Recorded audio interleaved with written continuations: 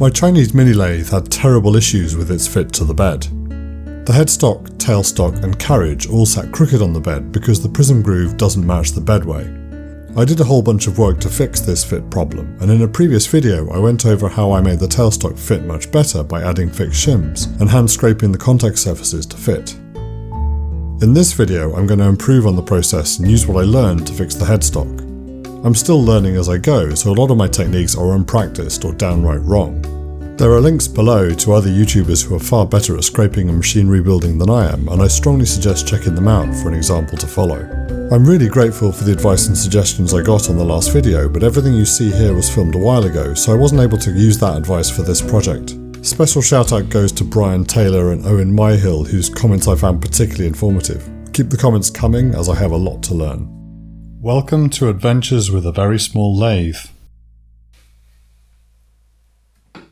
The problem with the fit is extremely similar, but the problems it creates are a bit different. The near side of the headstock is bolted onto the prism bedway with these two bolts, which makes sure the prism is firmly seated. With the headstock forced into alignment on the prism, the back of the headstock is lifted up away from the bed due to the bad fit. This makes it really easy to verify the gap at the back of the headstock with a gauge block, and it checks out at a few hundredths over a millimetre. The headstock clearly isn't stable like this and needs the two bolts at the back to be secure as well. Once the bolts at the back are also tightened, the two surfaces come together, so something must be flexing.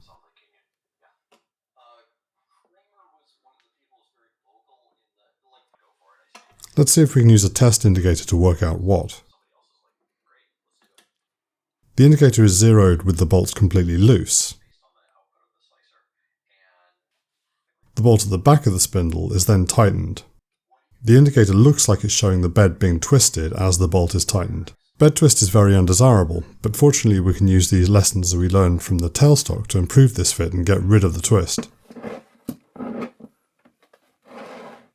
I'm planning to shim the gap as before, and looking at the bottom I'm going to need one shim each for the areas around the 4 bolt holes. I'll make the shims to roughly the right thickness, fix them in place on the headstock, then use hand scraping to get the bearing all around the headstock as close as possible.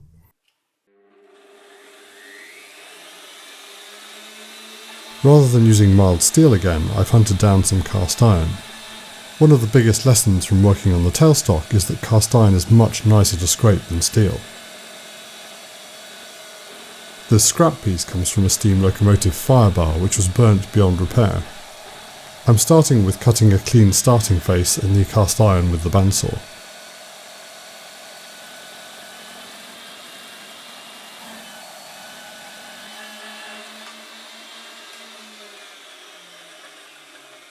Once I have a clean face, I can measure and cut a slice a little over 1 mm thick, taking into account the thickness of the blade.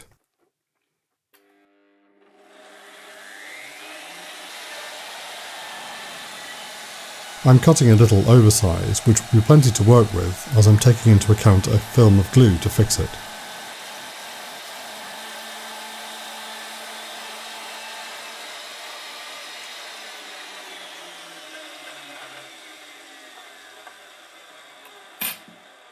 The cast iron strip is wide enough for the width of the two rectangular shims, but far from parallel. I need to mark out and cut 2 sections, each long enough for the shim length measurement I took.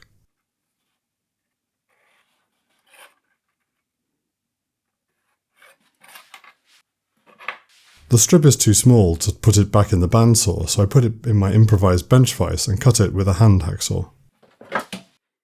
Cast iron is a pretty nice material to cut, even by hand. It feels much less sticky than mild steel.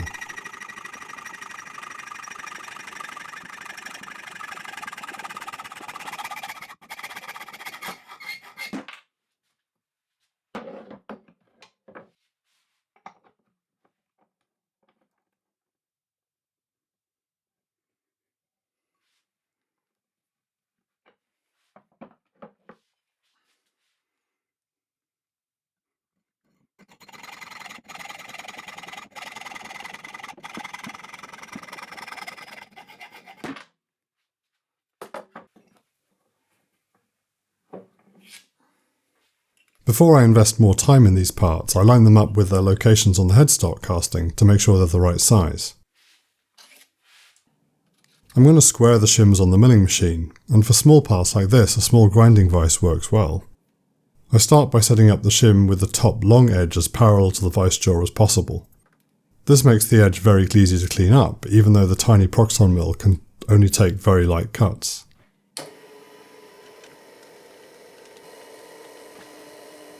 I'm machining with an 8mm coated carbide end mill and only taking 1/10 of a millimeter per pass.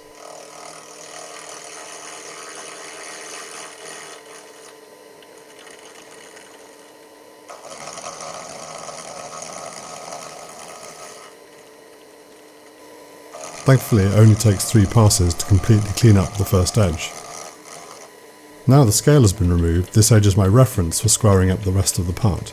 Now I need to machine the opposite long edge parallel to this side, which means flipping the shim over. The cast iron hasn't raised much of a burr, but it needs to be removed with a file to make sure the shim sits true in the vise.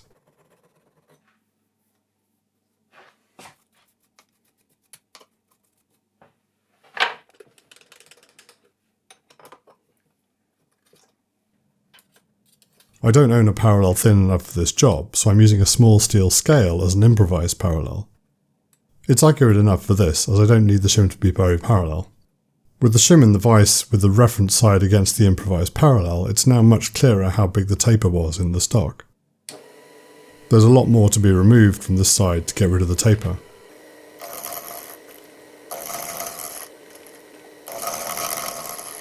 This is the easiest metal to machine I have ever worked with.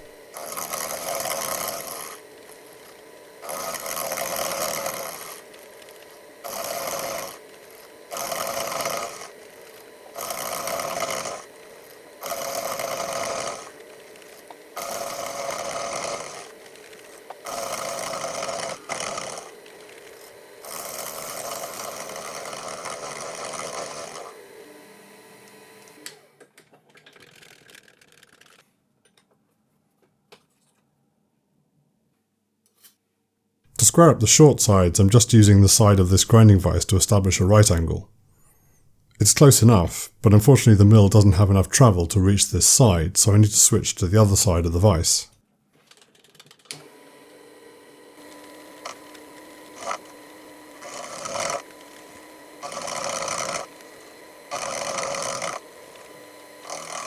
The last pass is even shallower to try and get the best possible finish.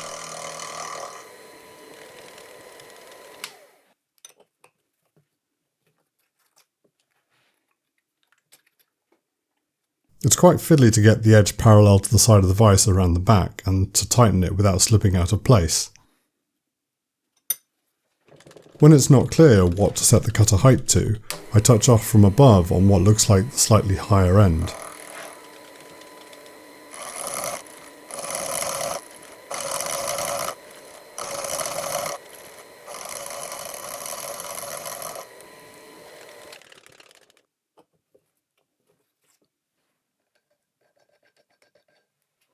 I now need to work out the location of the bolt hole in the headstock casting so I can make a matching hole in the shim. Using calipers to read the distance from the edge of the casting to the bolt thread should help me establish the centre with reasonable accuracy.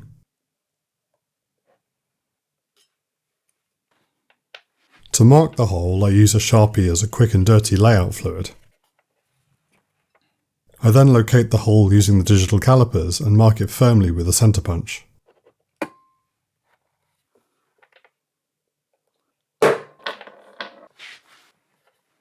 To drill the hole, I first put a bit of scrap wood into the vise so I can drill through the shim into the wood, reducing burring and grabbing. To hold the part still, I'm going to grip it with a toolmaker's clamp. Trying to grip this part by hand would be extremely dangerous, especially if the drill bit caught in the material.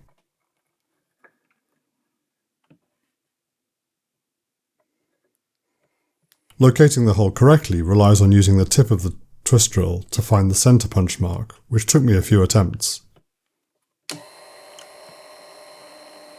I'll drill a through hole to size, matching the nominal diameter of the bolts, which should leave a little margin for error.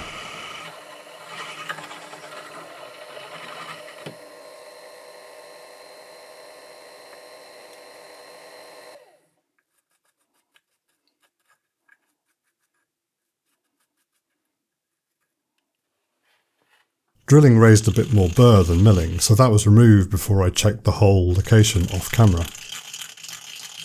I'm going to epoxy these shims into place just like I did with the tailstock shim, so the contact side of the shims need to be roughened to get a really good bond with the epoxy. To hold the shims in place while I use a carbide burr to roughen them, I press them against the surface of the bench with a block of scrap wood. Cast iron is also easier to work with a carbide burr than steel, and it's rapidly becoming one of my favourite materials.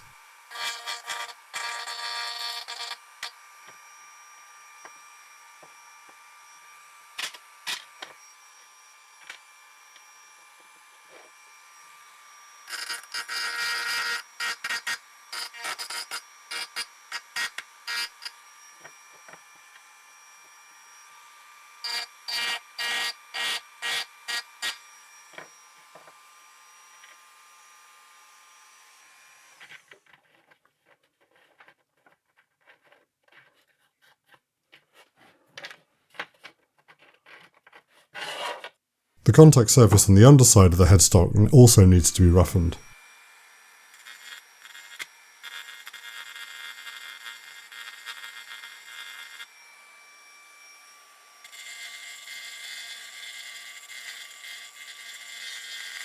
I'm aiming for a rough cross pattern of grooves to ensure a grip in every direction.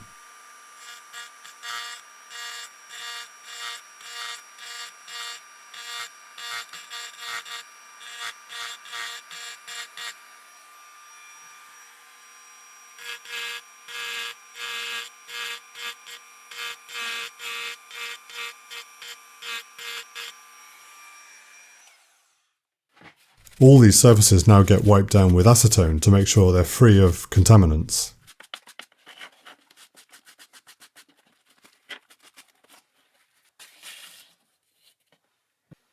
I'm using JB Weld once again as the epoxy. It's cheap, easy to get hold of, and has proven strong enough to withstand machining forces. It's mixed in equal parts of resin and hardener, and the two different colours make it really easy to tell once it's well mixed. As the mix progresses, the black and white streaks blend into a uniform grey, and any unmixed parts really stand out.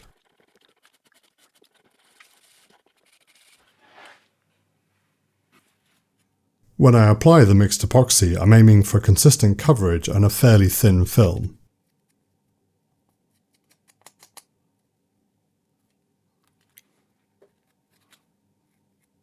I need to be careful not to get any epoxy in the threads, as it may be difficult to remove.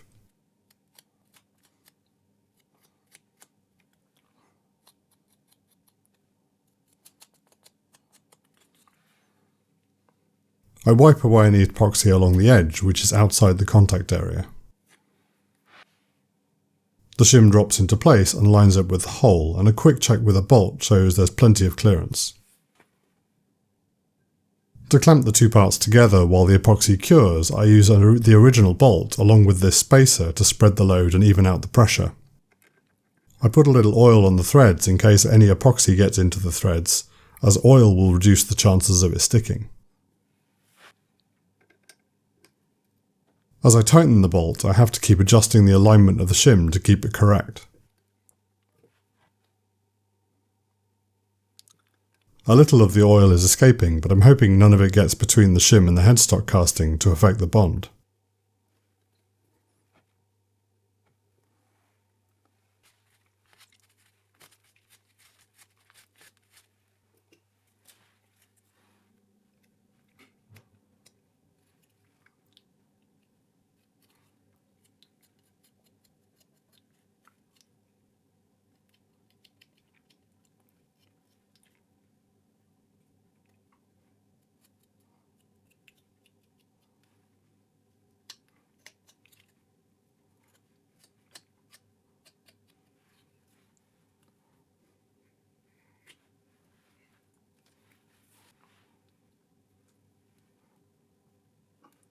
The second shim is fixed similarly, then I use a pick to remove the spare epoxy from around the shim while it's still soft and easy to clean up.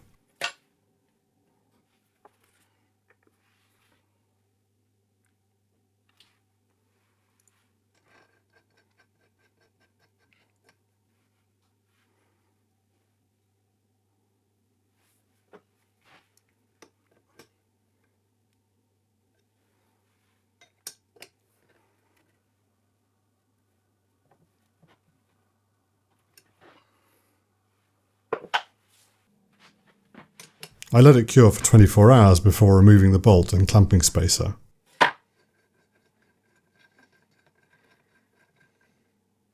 So far both are looking firmly fixed and in the right place. One has ended up a little shorter after squaring up, but I don't think this makes a significant difference. I removed the remaining layout markings with acetone before the next step. Now to machine them to the right thickness. I'm going to set the headstock up on its side so that the vertical axis of the milling machine should be parallel to the bed plane. This will allow me to side mill the shim faces to get a consistent finish in one pass.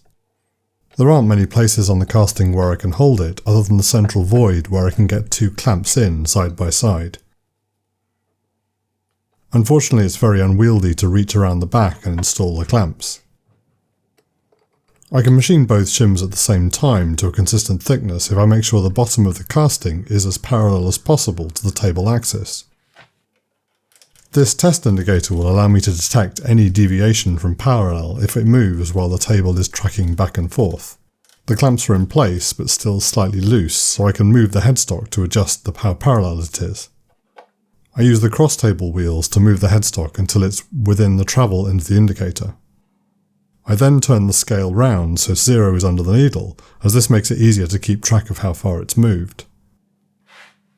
The most exact way to adjust the position of the workpiece is to tap it with a plastic hammer. I can start making adjustments as soon as I see which direction the needle is moving as the table is traversed.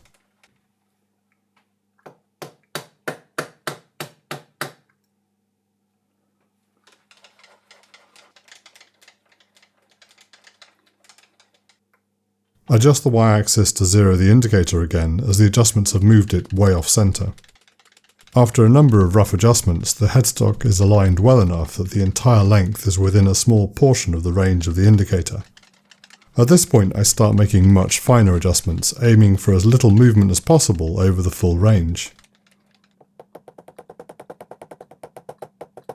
The most important readings are when the needle is adjacent to each of the shims at the end. It's not important if there's a dip or lump in the middle. I eventually get it to within 1/100th of a millimetre between the two shims. This is easily close enough as both shims are going to be scraped into contact after machining. Now the headstock is where I want it, I tighten the clamps to hold it there and check the indicator reading hasn't changed off camera. It's vital to check after tightening the clamps as the whole setup can move without being detected while the clamps are being tightened. The indicator is removed and an end mill is fitted to the mill. The most important feature of the end mill is that the cutting length is longer than the width of the shim, so it can cut the entire face in one pass.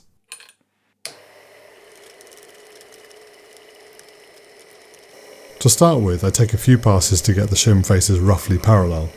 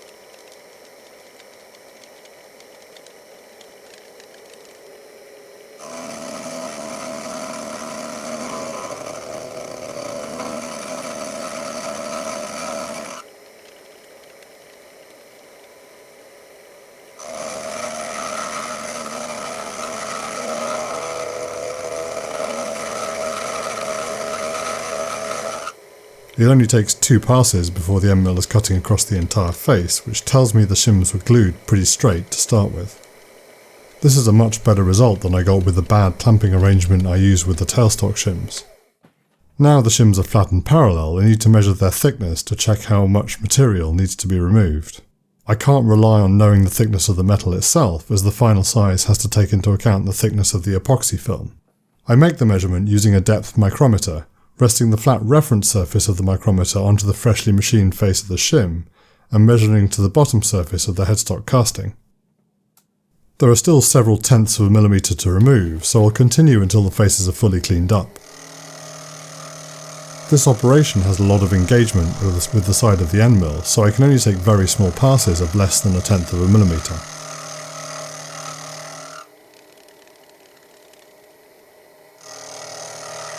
Fortunately, cast iron doesn't seem to cause any problems with such small passes, so I keep working at it.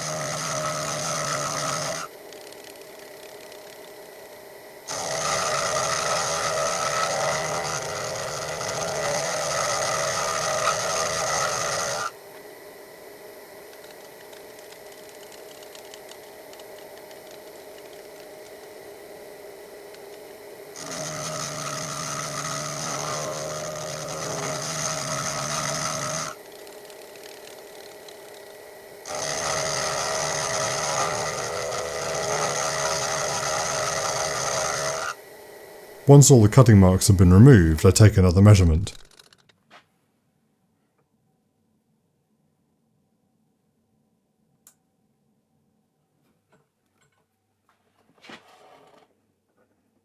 This shows 1.37mm on one shim and 1.39 on the other, so I have just over 0.2 of a millimetre to remove.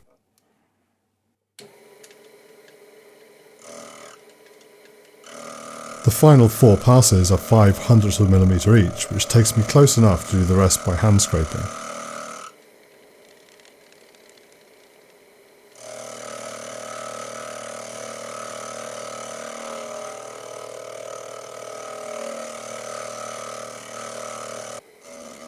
I love the finish I'm getting on the cast iron, though it's possible I could get even better with climb milling. It didn't occur to me to try it when I was setting this up.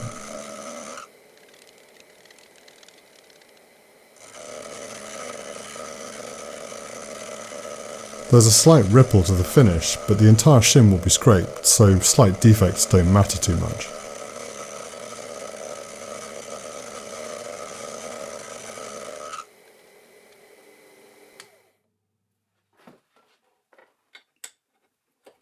The shims are now as close as I can reasonably get them by milling on this machine, so it's time to move on to the hand scraping phase.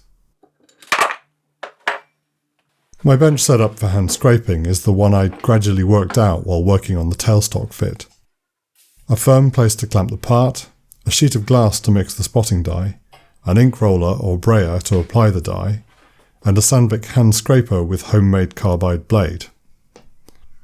If you want to check out the details of how I ground this blade from a cheap paint scraper, there's footage of the process partway through working on the tailstock. The spotting blue is mixed with a little WD-40 and spread out on the glass into a usable condition. Oil-based blue like this works well, but is messy and difficult to clean up. I've heard a lot of good things about water-based spotting dye, but haven't managed to get hold of any in my country. As usual, I've mixed up way too much, so I need to mop up the excess with a rag.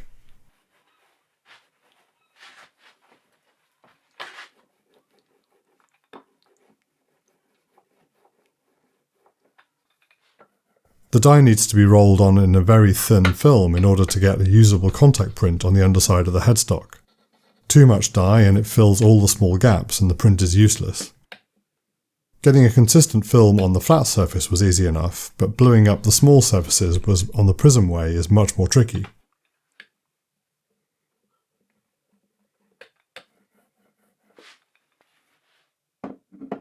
I place the headstock in position and move it back and forth a little to ensure some dye gets transferred when the two parts make contact. The first print looks clear and tells me everything I need to know. The line of contact points on the front side of the shims is what I'd expect, given I know I stopped a few hundredths short of the target thickness. The contact at the back shows me the shim on the left is already pretty close to the correct size, and the lighter contact area on the right shows me that the two shims aren't quite contacting symmetrically yet. At the prism side, I can see contacts on most sides of the bolt holes, which is a great starting point.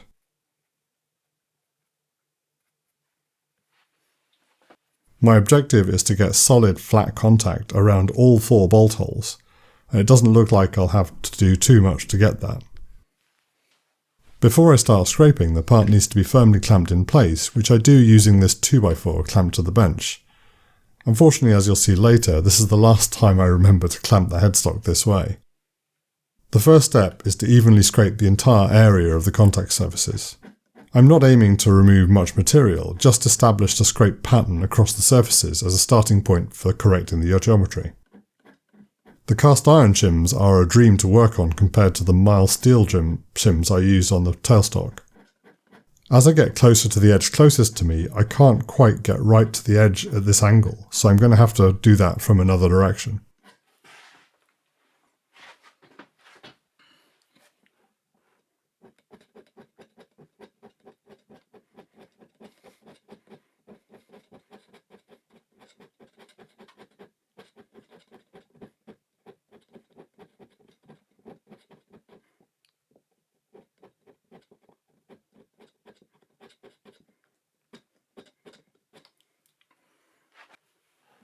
I scrape the whole length of the front side of the prism, as I need to relieve the area between the bolts. Heavy contact in that area will make the headstock less stable. Even contact at the 4 corners will give it the best stability with 0 twist in the bed. Scraping the prism groove is very awkward from this angle, so I'm going to try and find a better way to do it.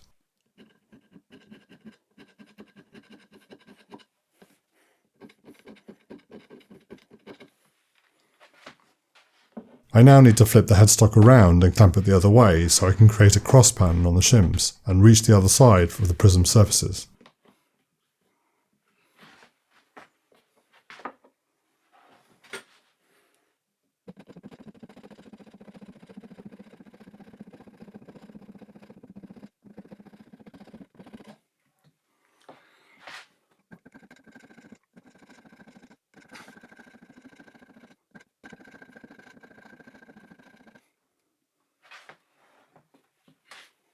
The areas around the prism bolt holes are very small, and it makes me glad my scraper blade is much smaller than the blanks supplied by Sandvik. I'm not sure I could get into these spaces with a larger blade.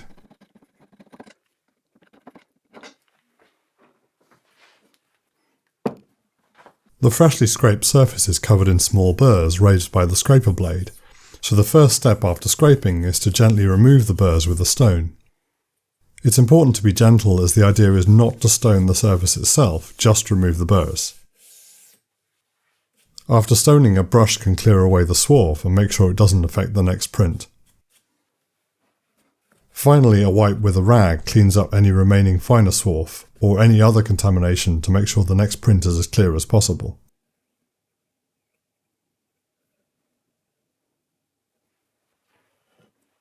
The next print is way better in some ways and worse in others.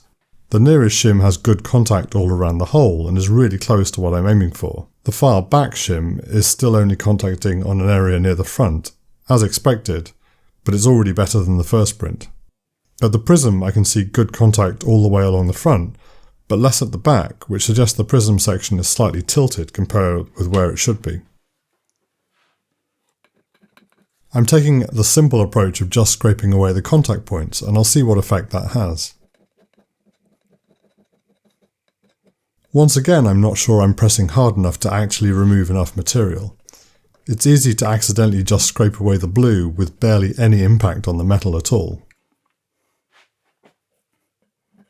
I'm so focused on the print and scraping that I've forgotten to clamp the headstock in place, though I seem to be getting away with it for now. I turn the part 90 degrees and scrape again to try and get a cross pattern on the scrape marks, and also to try and reach the blue spots near the edge, which I can't get from the other direction. To scrape the prism section, I move the headstock to this sawn wooden block, which lets me rest the whole part at an angle where the section to be scraped is almost level, and much easier to get to. Scraping with the block is much easier, but the small size of the areas on this side of the prism are still a challenge.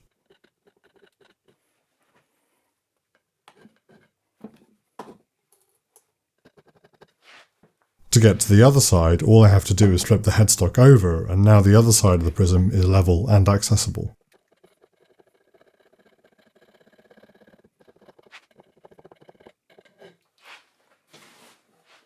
This block makes it possible for me to try and get a cross pattern when scraping on the prism, which felt very difficult on the flat bench. This pass is done, so I stone, brush and wipe, ready for another print.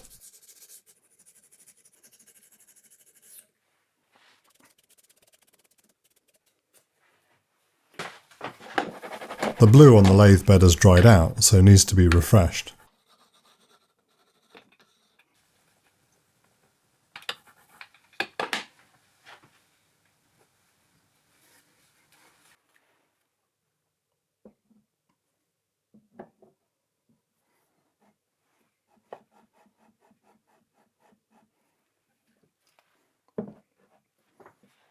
This corner has hardly changed at all, but I still need to scrape it again or it will get out of balance.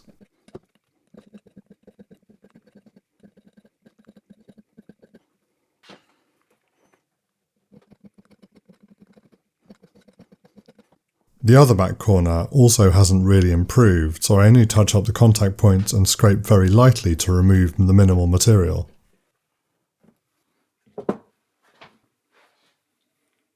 On the prism I do a very light pass to avoid altering the tilt, mainly focused on the area between the corners to reduce contact other than on the corners.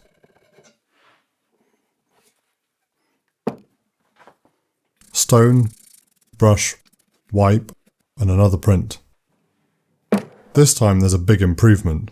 Contact almost all around on the corner which was previously only at the front edge. The other corner now has contact points almost all over the area, though there is still a bit of gap here. On the prism side I can see contact points in all 4 quadrants around this hole, and in all 4 quadrants around this hole. This is a big improvement, so at this point I'd like to check how stable the headstock is resting on the bed. Just to be sure, I'm removing all the remaining spotting blue, which should also remove any other dust or contamination that might have snuck in. Placing the headstock down immediately feels very solid. To make sure I'm testing in the correct location, I'm going to fit one of the bolts to ensure the holes are correctly aligned. I'm leaving the bolt a few turns loose, as I don't want it to apply any force holding the headstock down. Unfortunately, the bench surface I'm working on isn't super solid, but I can't feel any movement between the headstock and the bed. The movement you can see is the flimsy work area yielding under the pressure I'm putting on the whole lathe, but my hands aren't nearly capable of detecting a very small rock due to very small gaps, so I need to check with an indicator. First I'll set the indicator up to check for rock perpendicular to the spindle axis. I zero the indicator as it makes it a little easier to check the magnitude of any movement. There's a tiny bit of rock in this direction, just a little over 10 microns. The headstock is only being held down by the bed by its own weight, so I'm very happy that it's this stable. Now I'll move the indicator round to the other side to check for rock parallel to the spindle axis. Once the headstock is bolted down, I know there won't be any movement on the bed at all. The key is making sure the fit is good to ensure the bolts don't twist the bed as they're tightened.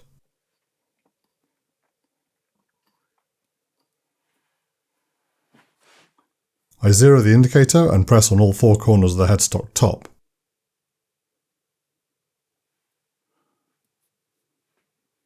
In this direction the measurement is even smaller. I'm pretty happy with the movement I'm seeing, and if I really need to check for rock this small on a part this large, I really need a more rigid indicator stand. Once the headstock is bolted down, it's rock solid, so that's enough for this phase of the project. In the next video I'll be working on the carriage, which is the biggest challenge of all. The carriage needs to be a really good sliding fit, and its stability is absolutely critical to the lathe's ability to do good work. Once all 3 are done, I'll finally be able to try it out and see how much improvement all this work has got me. Thanks for watching, take care, I love you all.